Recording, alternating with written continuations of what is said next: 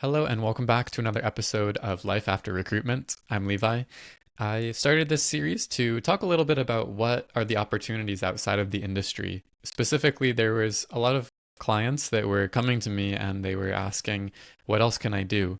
So I think people join this industry in recruitment and they kind of fall into it, and sometimes they feel trapped, like there's no other options. So this is supposed to be a series showing you there are other options out there if you want them. Obviously, this one is not going to be the right path for everybody, and sometimes staying in recruitment and just changing your mindset might be the solution. If you need help making a decision with that, then let me know. I'm happy to assist you with that. And today's guest is a talent acquisition at Michael Page, actually, at a recruitment company. His name is Elliott. You've probably seen him on LinkedIn. He's got a great three-piece suit that he puts on there. And he's a very nice guy, very approachable, and he gives some insight about the TA position, specifically things that I didn't know, which is how do you get a job in TA? What is it actually like in TA once you join? And what are the opportunities that are there for you as a career path? So there's a lot of misconceptions that he addresses in this. So I found that quite insightful. Also, it seems like there's a lot happening at Michael Page, and he's very passionate about this. And I think that it will be an interesting episode for you too, especially if you're looking to take a career path like HR or internal talent acquisition. So I hope you enjoy this episode. And if not, then let me know your feedback. Thanks. All right. Welcome, Elliott. Yeah, thank you. Thank you for having me today. Thank you for joining us. I guess the first question is, could you just briefly introduce yourself, who you are, and what you're doing? Sure. So my name is Elliot. I'm originally from France, in a town called Toulouse. Actually, this is my town here behind me. Oh, nice. A picture of it, yeah. Beautiful. And very soon I'll be in Toulouse, flying on Friday actually, which is pretty cool for a couple of Awesome. weeks. Yeah, so came to Japan after graduation. I did a year exchange program in Sweden, actually graduated, came to Japan in 2011. That was sorry, yeah, 2011 December. And since I've been here, so Mm, over 10 years in Japan, started essentially with a working holiday to see if I enjoyed essentially Japan, if I wanted to stay here. And after that, I decided I wanted to stay, went to Japanese language school, studied about a year, and started my career. Ended up starting my career in recruitment, and I've been in this industry since. excellent. Excellent. So you started out in agency recruitment, and maybe we can talk a little bit about your experience there Hmm. before you've shifted now, I guess, into more of a TA type of role. So, Yeah, could you describe sure. a little bit about, yeah, your experience in agency side? Yeah, great experience. When I first started, I was given an opportunity by one of the oldest recruitment agency or headhunting agency here in Japan, and I knew nothing about recruitment. So the idea is that I wanted to learn about business. I wanted to know how to do a business call. I wanted to know how to network, how to pitch something, essentially just the Mm, basics of sales. Because I thought seems interesting. You know, you speak to a lot of people. You do account management, business development, things like that. And so I got into recruitment while after being described that this will be the sort of job you'll be doing. The first company was a headhunting firm. Spent about 9 months there actually, not very long. And I had actually a great time, enjoyed a lot, did a lot of things, and just something came up for me that was quite an opportunity I couldn't refuse. So I started there doing like the really old school headhunting, you know, calling candidates at work and telling them we are a headhunting company, we want to meet them, we want to have a coffee, we've got jobs for them. So it's pretty intense, old school mm, style, with very high level KPIs to hit, very pressure environment, I would say. But I learned mm, a lot there. I had a great manager that was able to support me, help me understand why I was doing this. And I think that was the key, right? A lot of people do that. They don't mm, understand why they're doing it, but I was told early on that these are the reasons you're doing this. This is what's in it for you, what's in it for the business, what's in it for the mm, candidate, clients, etc. So learned all the basics, and then I worked a little bit. in a different agency, a small Japanese agency that was focusing on IT recruitment for basically helping foreign IT engineers to find jobs here in Japan, as well as new grad hiring. And that was a first for me to get into that new grad hiring piece. So we had clients that wanted to hire bilingual English Japanese students, and our job was to find those candidates, organize webinars for them, like what we call setsumekai in Japanese, essentially where you gather students for the clients to meet them and then select them from there with the interview process. So did this about 2 years. At this Um, point, just to jump in, how was your Japanese ability? Like, had you studied quite a bit before coming, and then you were using it a lot yeah, in that job? yeah. So that was for me one of the main reasons why I got into that job is because the whole company was just Japanese people. I had one mate, now mate that started working with me at that time, and we were the only foreigner here. My Hmm. Japanese was conversation level, I would say. I could handle conversation because I went to school for a year, right? So I was Mm-hmm. able to communicate daily, but very far from being business level. And Hmm. I have millions of stories of how funny it was when I'm speaking to clients in Japanese and making huge mistakes of the way I speak or making. I do have this very interesting bit where I basically told the client that we could introduce students, basically candidates, for a fee that was like 10 times lower the actual number because I was just panicking on the phone, didn't know how to express, mistook The the numbers. numbers. And we got the meeting because the client was like, really, that price? Yeah, let's meet.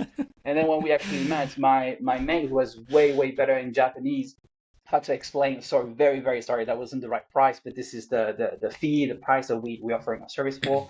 So it was quite a funny experience. Hmm. Um, Did they but end up going? yeah, Did yeah, you we you worked actually with them? yeah, we did a little bit of work with them. Yes, Wow, so we did. that could Yeah, become a strategy for yeah, you to that could just become keep a shot. Yeah, I think gomennasai.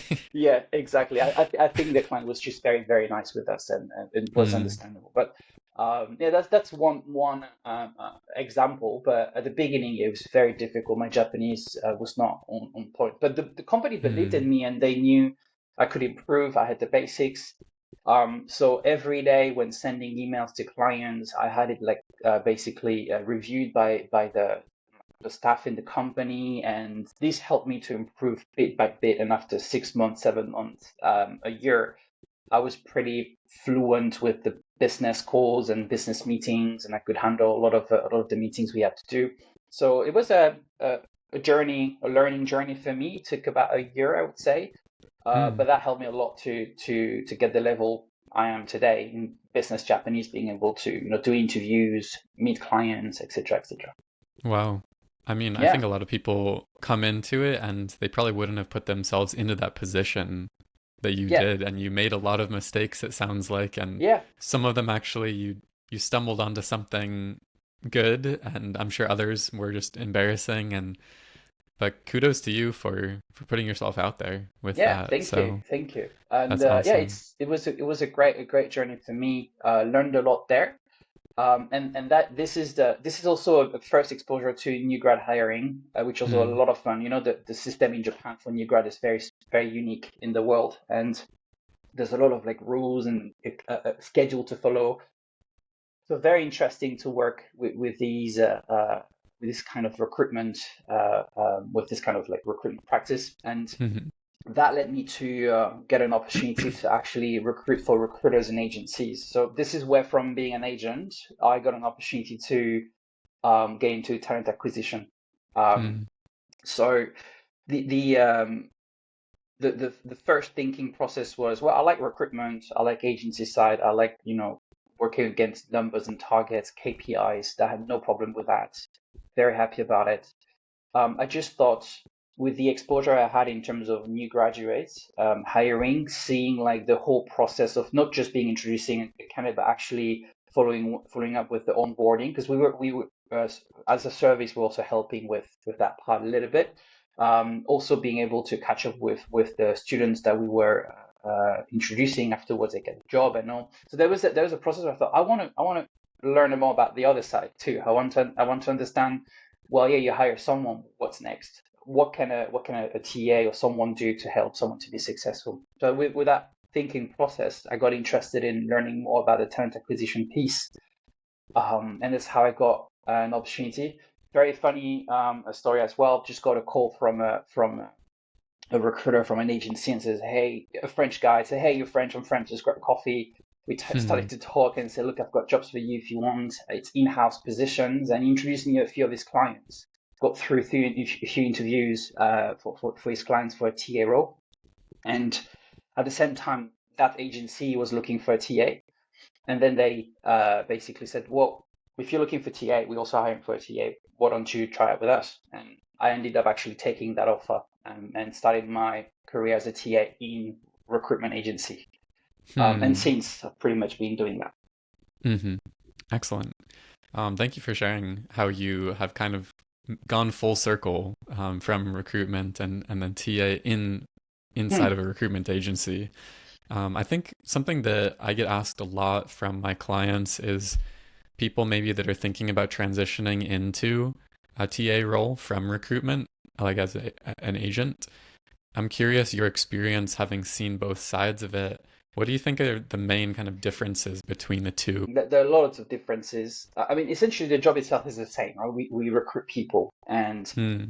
there. I'll start with maybe some of the similar elements where you've got a requisition, a job to fill, and you have to find the candidate. So it depends also on the responsibilities that when you're a TA.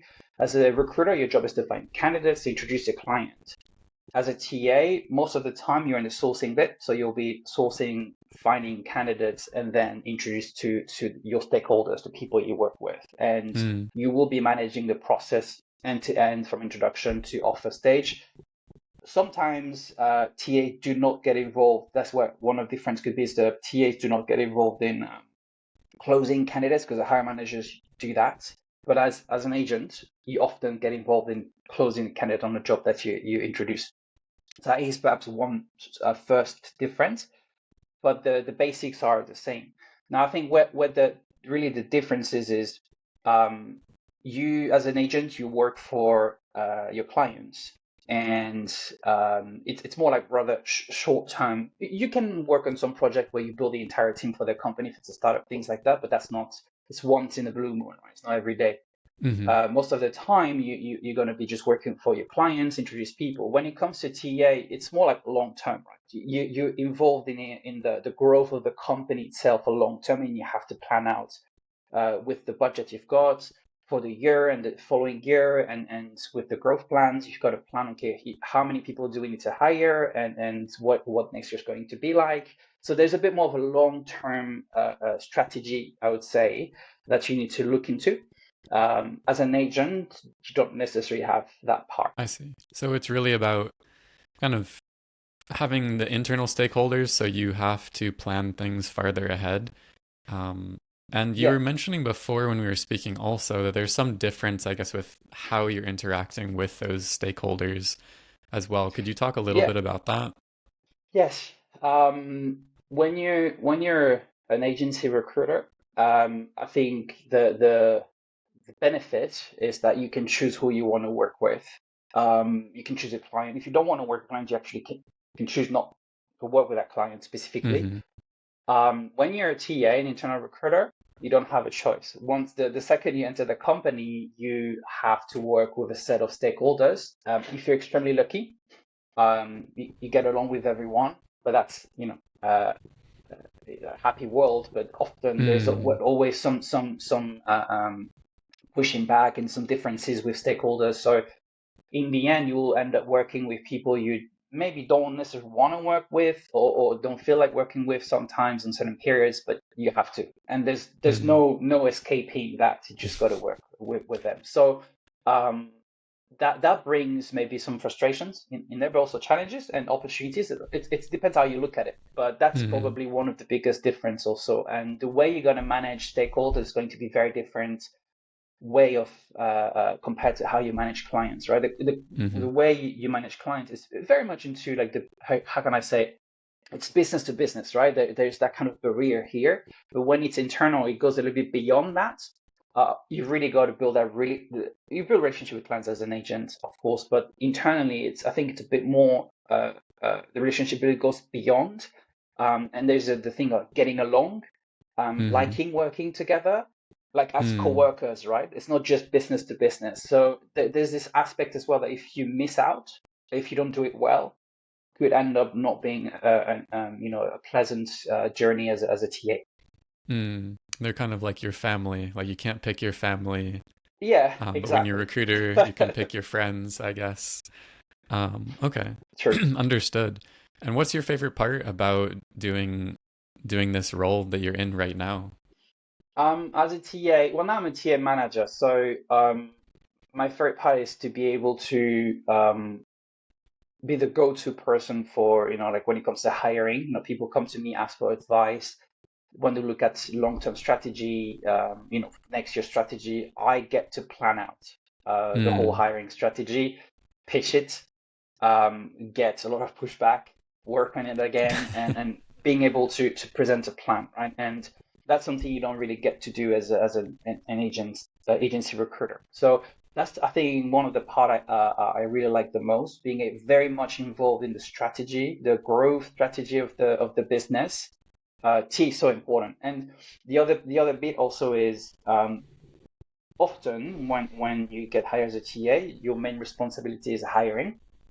But if you're lucky, or if you choose well the company, if they're ready to invest in you and help you grow, you can touch on some other aspects, such as branding, EVP. These are some of the things you can do.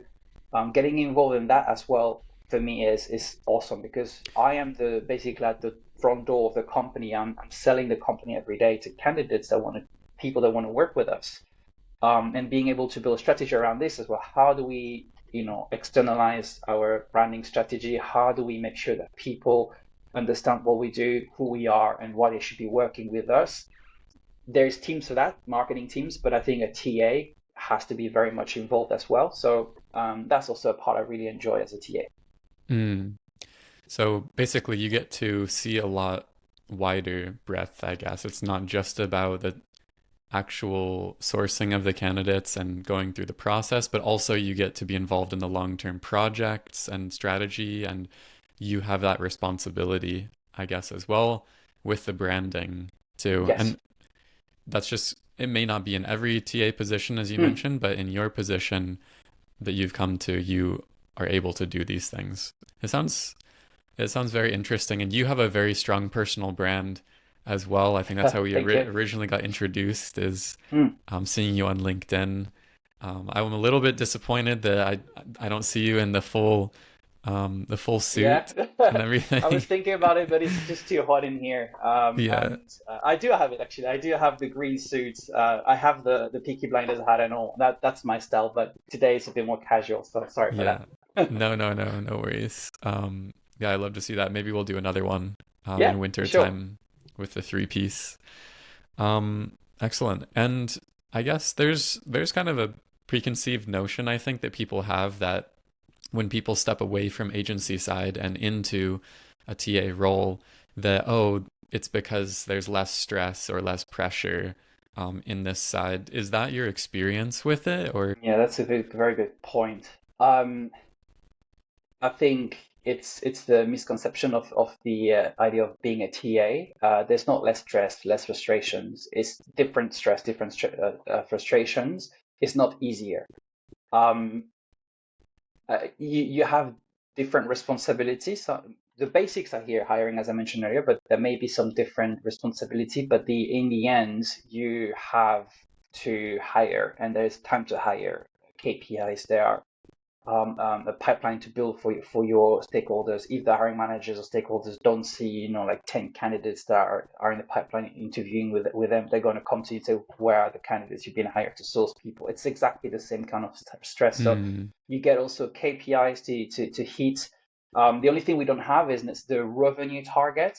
That is a bit different, but we are evaluated on different performance, different things. So it's the stress is here. It's just kind of a bit different stress, but I wouldn't advise someone to get from agency to TA just because they think it's easier and less stress, because there's a lot of elements to take into account, and they might end up being very disappointed to find out that yeah, it can be very stressful, and you got to be performing. If you don't perform, you're accountable for that, and you got to tell the stakeholders why you're not performing. So, with that being said, I guess, what kind of person should join TA? Like, who do you think, personality wise or goals wise, what type of person Mm, would be a good fit? yes, I think first of all, if you're interested in looking into a talent acquisition role, you should be looking into is this job really going to help me achieve my goals? And often some of the goals that people have could be, I want to build my own business, want to learn more about the HR side. This is basically a path into more HR. I've seen a lot of my friends getting from TA roles, recruiter roles, moving to more like HR VP in the future.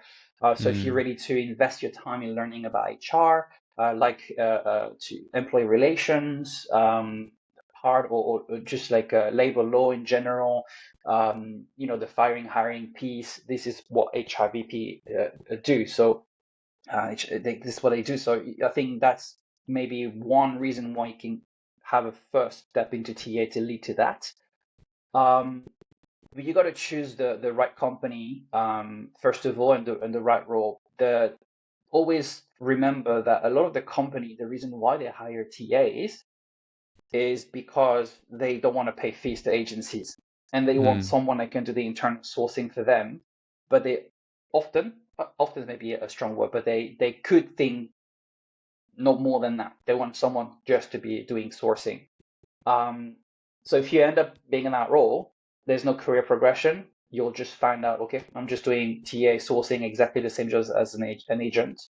I'm stuck here. So mm, it's important to know that you can get into a company that has thought through how they're going to help you grow, and what are the other responsibility you can take, what sort of career you can grow for yourself. So these are things to think about, and yeah, HR is one path. I think agency to go back to agencies and another path for some people, but people that have an interest in building their own business, want to learn about HR for the future, want to grow career in HR is probably the main reasons I would say, or simply want to grow into a talent acquisition director, or a standalone positions covering more ground, not just Japan, for example, but APAC if they want to have a bigger coverage. Someone that's interested in building strategy, okay, we are 200 today, we want to be 300 next year. We need to look at attrition rate. We need to look at hiring growth. We need to look at budgets. Put a plan together. So if you want to get into that strategy bit, and again, it helps you with down the line if you're an HR, if you actually want to build a business, etc. So mm. these are some of the things you can think about.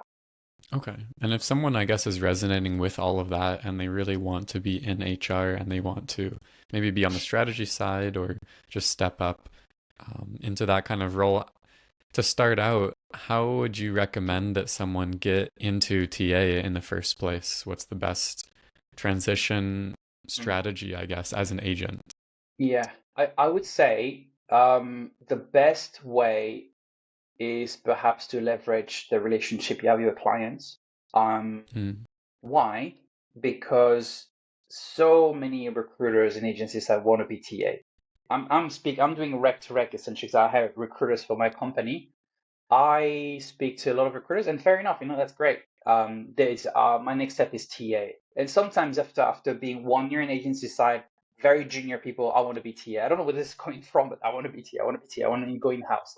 So it's sorry, what was the question again? I got lost here for a second. yeah, getting into TA. Yeah. But So I'm mm, also curious, you said like those people after 1 year wanting to go into a TA mm, position. What do you think is behind that? Just yeah, there's a misconception of the role. I think it's just easier. It's less stress, less KPIs. It's mm, more chill. And there's no revenue target. That's probably the main reasons. I don't think they really think through um, mm, what's the need for their career and where they will be heading to with that. mm. Um, So so that's how so that's maybe something. they Yeah. can differentiate themselves from other people is Yeah, yeah, really, and if it's you're very, yeah, planning to have that career in HR yeah, exactly. versus if you And want an easy life. yeah, yeah, Mm, exactly. So, um, but I don't think it's a wrong the wrong idea here. And again, I think if you want to get your first step into TA, first of all, think about really what's in it for you and how you want to grow, right? And hmm if is the company you're interested in, does the company that you're interested in has a plan for you? It's very competitive. That's why my point. Yeah, it's very competitive. There's lots of people want to go into TA. So um, I think the best way is to leverage your clients to start with. If you do a really good job with your clients as an agency recruiter, there's a chance that they can tell you, yeah, why don't you come with us and do the hiring for mm, us? So that's the first thing I would do. If you start applying to jobs, um, you'll see like there's just hundreds and hundreds of application. It's very trendy for most agency recruiter to look at in-house recruitment as an escape from the stress and pressure from agency side, perhaps. So first of all, just sit down and think, okay, if I go into TA, what do I want to achieve? What do I really want to do? And the other thing is, as I mentioned, is the company ready to offer a career, not just being a hmm sourcer, because I'm going to mm, end up being stuck. And the other piece also is around stability. A lot of people think that being an in-house recruiter is more stable. That is not true, not at all. Um, uh, if you if you are an in-house recruiter in a great market, yes, companies are hiring and they'll take you on board, give you the responsibility to hire people. But the second the market is not going well, the first people that will think about firing and laying off will be the HR and TAs. And that's something you need to keep in mind all the time. I like to just say, TA the first to be hired, but the first to be fired, essentially. So hmm it's not stable as we think it would be.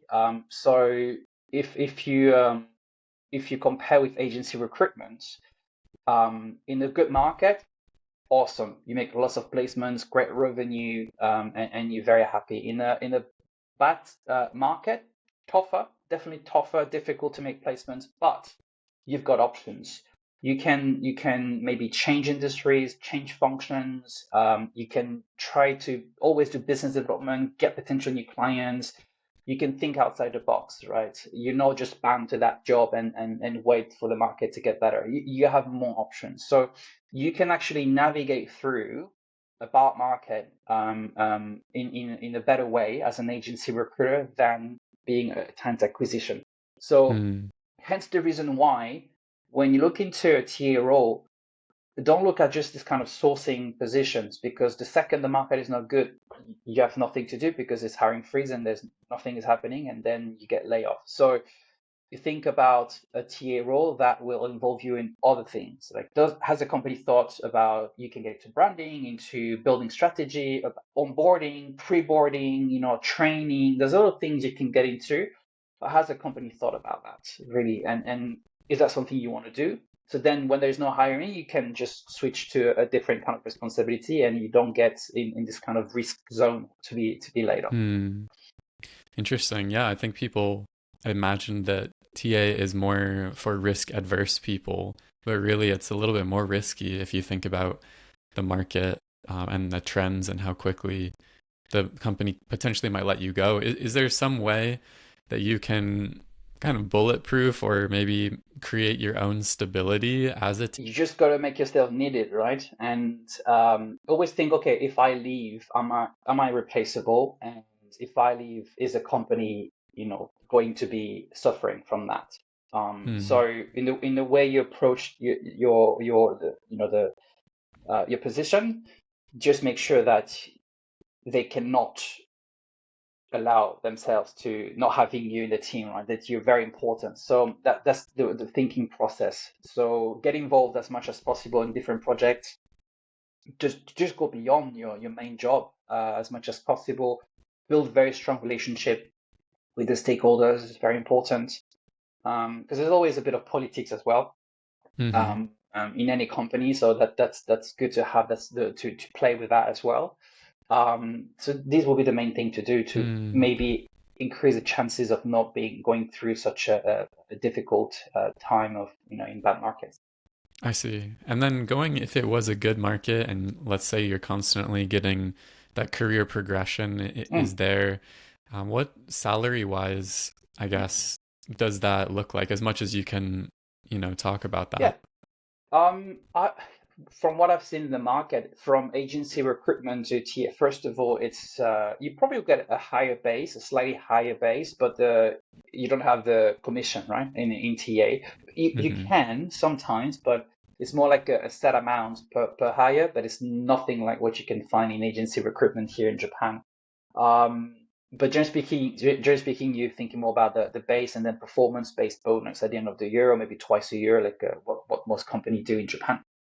Um, so yeah, I think in terms of ranges, if you get into TA with maybe let's say 3 4 years experience in agency side, which I think should be the minimum really to look at a career into TA, um, probably start somewhere between 6 to 8 million yen. That's probably the range.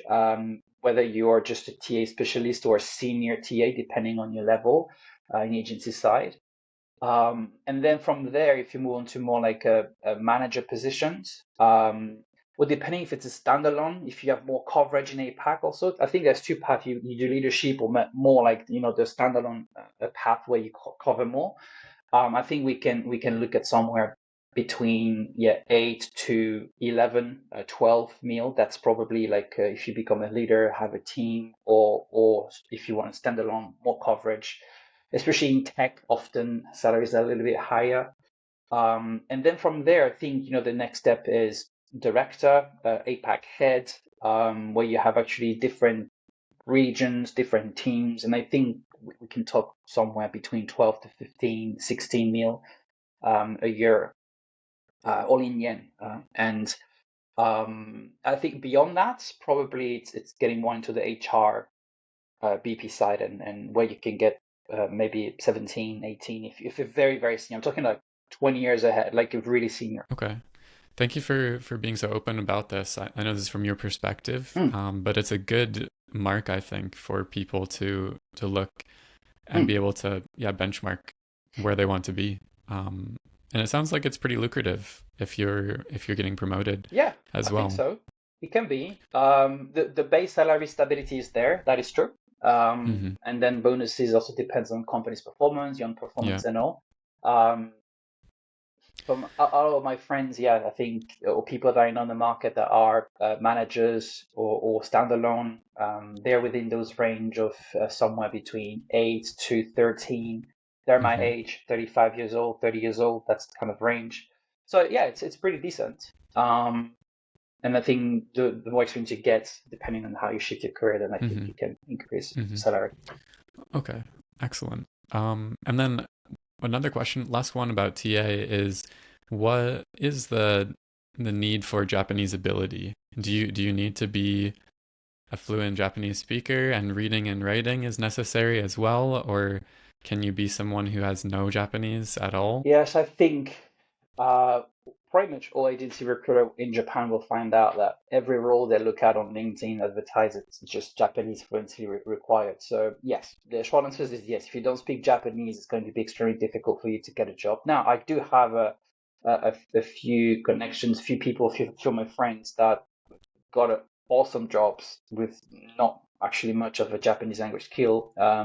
Being like a TA, then moving to HRBP, etc. It's possible. There are some, but it's super competitive. So for Mm, anyone that is actually aiming at being a talent acquisition, and just learn Japanese. And I mean, it's maybe harsh to say, but you're in Japan, just learn the language, and then yeah. at least to the level where you're confident to speak.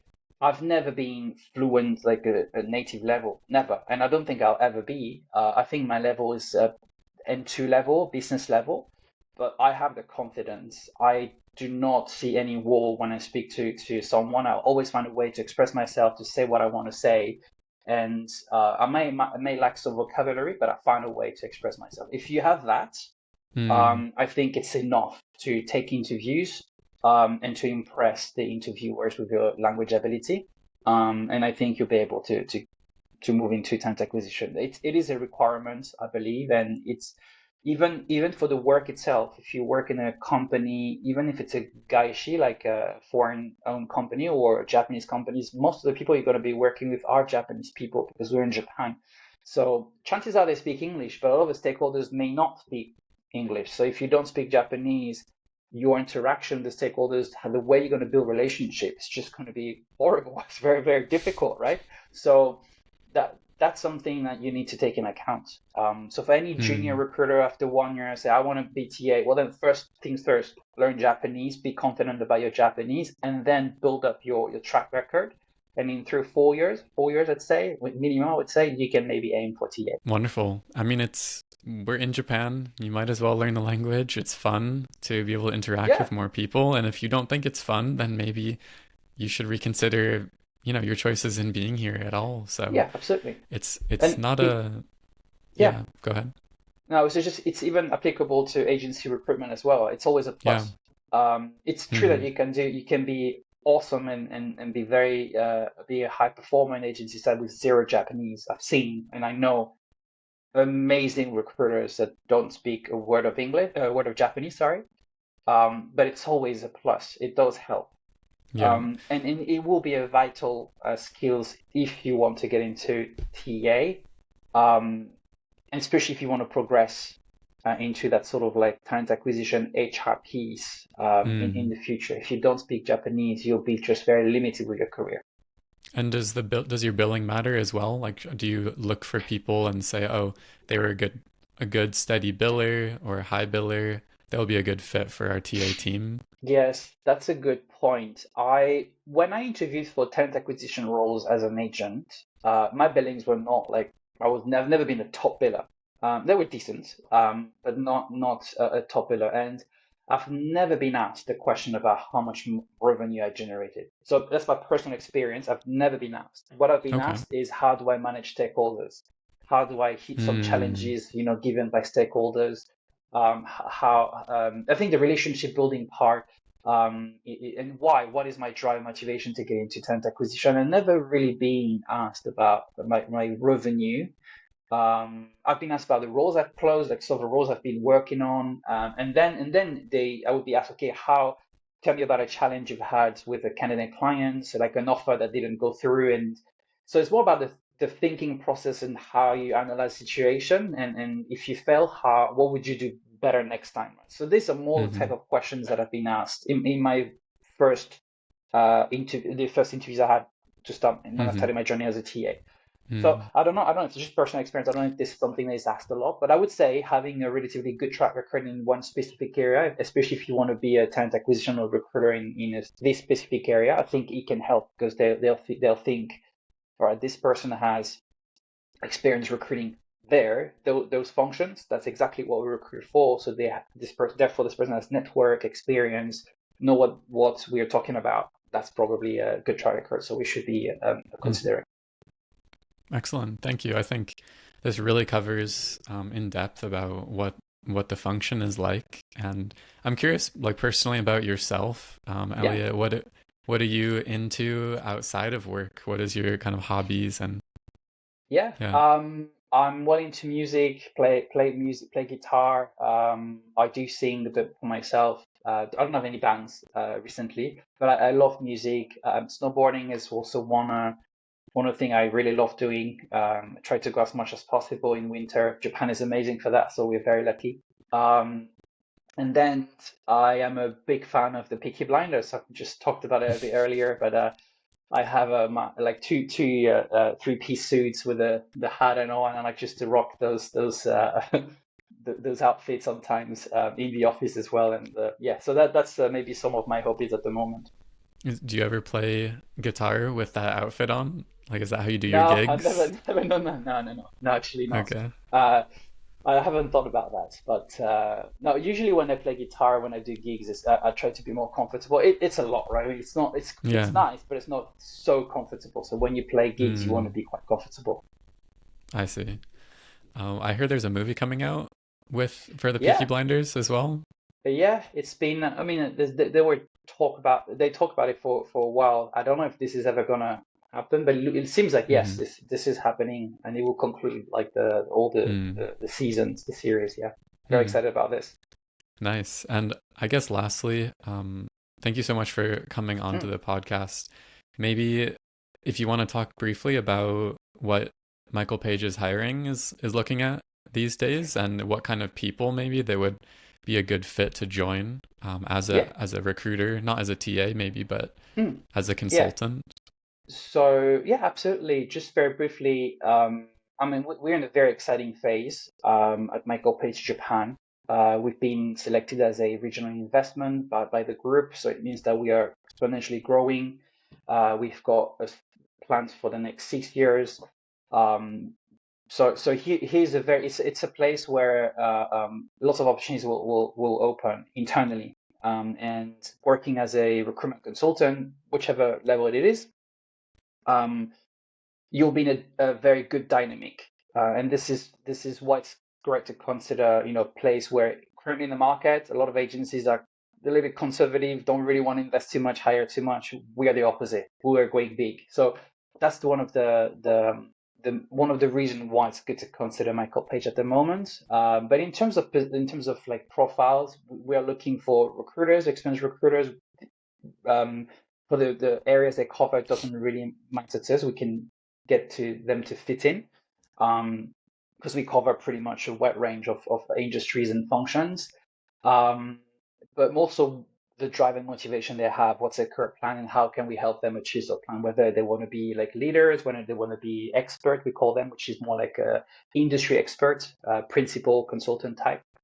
And then for those that are not recruiters, background in sales is important, or client-facing experience. But more so, we are looking for people that can speak Japanese. It doesn't mean that we are not going to be looking at people that don't speak Japanese, but Japanese language requirements is a little bit higher than what would be a few years ago for us. Okay, understood. And so is it still open for people that are coming in, maybe even from like an IT industry, but they can speak some Japanese and Yeah, they have a little bit of client facing or sales hmm. experience Yeah, I or think an so. English teacher as well. Yeah, I mean, I think it's I mean, in the end, it's all how you sell it, right? And if you can sell well your profile, and we can see the potential, I think we would be looking at your at the profile. But without the sales background, and when I mean sales, especially in Japan, like someone that has experience working with Japanese consumers or clients, or just some experience here in Japan. Mm, Um, or in corporate, at least like here in Japan, corporate. Um, hmm. I think this is what we'd be mainly looking at. For someone that has zero experience in sales or corporate life, corporate company, it might be a bit difficult for us at the moment. Okay, understood. And I guess what makes Michael Page different from other recruitment companies in your view? What is Yeah. the difference for the culture or the working style or I mean, I would say that overall, you'll find whatever you find in other recruitment agencies in terms of culture is international. I wouldn't be selling that because a lot of recruitment agencies, they can be very international. We have lots of different nationalities in the business. The structure itself is rather similar. It's industry coverage, function coverage, different teams, different type of industry. So that's not something that is very, very different. But I think what really is the selling point here, as I mentioned earlier, is really the phase we are in at the moment, um, and then the dynamic that it creates, which also bring the culture to the next level. I think there's a dynamic in the company where people are very excited about what's happening. We've had a very senior leadership coming from Europe, Michael Page Group Europe, that came here, build a new strategy, a lot of transformations around like how incentive is paid out, how commissions essentially, how the way we look at the career journey of someone coming into a business, all of these exciting news and very brilliant news for us because we are reshaping the way we're going to be looking at the vision for Michael Page.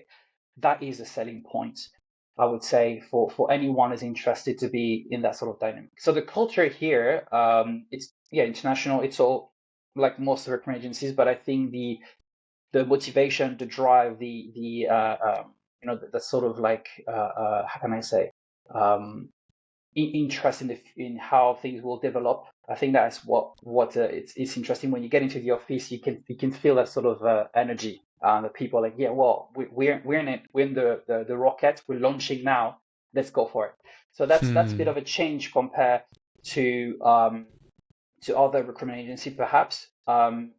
Where when you get into this, you see people with a smile, energy, wanna work. It's not dull. It's not the market is not good. The company's not really investing. I'm doing the same job every day. Now here we got that sort of like level of energy that can bring you forward as an Hmm. individual and help you achieve your goals in the business.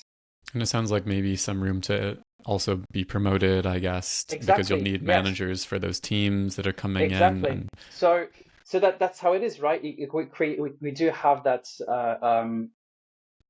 interesting part where as we grow, the more leader we'll need. So for anyone joining as consultant, senior consultant, even associate consultant, in hmm. 4 years, there will be space.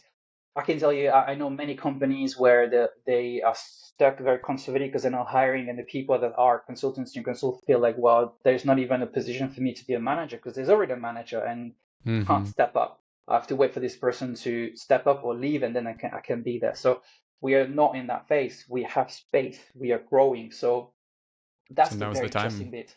Yeah, now is the time, and this is why. I mean, through my messages on LinkedIn, also, it's hard to really, tell everything on one LinkedIn post about why people should be working with us. But I think if they're curious and want to know, I want to tell them like this is what's in it for you specifically. Once I understand what a person wants, I can tell you, look, we have it, we don't have it. That's what we can offer. Hmm. So that's a very good timing to evaluate your career as an agency recruiter, and if you're willing to be part of a company that's really investing, and I'm talking about as a group level. It's just a group level. I have decided that Japan is an area of investment. So you can imagine that Page is one of the biggest agency you have in the world with other competitors. So How it's big are going you in really high Japan? level. At the moment, we have around 200 people. Hmm. Okay. Yeah, that's pretty large, I would say. Yeah, it's pretty large, and yeah, we're looking to grow even further. So that opens up a lot of opportunities in Michael Page. Excellent. Well, thank you for sharing about your experience and Yeah, also for sure. about Thank Michael you. Page. I really appreciate it. I'll put a link to your LinkedIn profile, I guess, an email. So if anyone's interested, they can reach out to you there. Yeah, for Um, sure. Very and happy to yeah, talk. excellent. Looking forward to catching up again soon. Yeah, thank you. Enjoy Thank you for France. inviting me. It was really nice to have this chat. Appreciate it. Thanks, Elliot. Safe travels. Thank you. Thank you. Bye. Okay. Bye bye.